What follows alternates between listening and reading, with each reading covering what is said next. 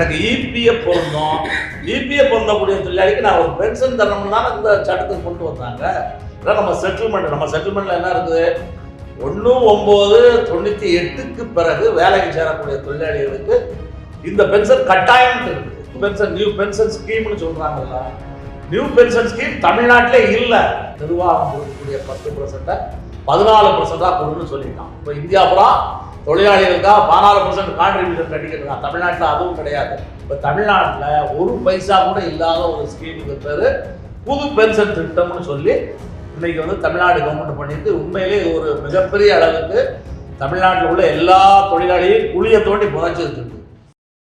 நாட்டில் இருப்பதோ 4 வகை ஓய்வூதியம்: வருங்கால வைப்பு நிதி ஓய்வூதியம், பழைய ஓய்வூதியம், புதிய ஓய்வூதியம், ஒருங்கிணைந்த ஓய்வூதியம். 1/4/2003 பிறகு பணியில் சேர்ந்தவர்களுக்கு எந்த ஓய்வூதியமும் இல்லை. பழைய ஓய்வூதியம் பெறுபவர்களும் பாதிக்கப்பட்டுள்ளனர். இதற்கெல்லாம் தீர்வு எப்போது?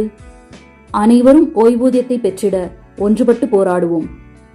முழு காணொளிக்கு உழைக்கும் கரங்கள் TNSTC ஃபெடரேஷன் CITU யூடியூப் சேனலை பாருங்கள்.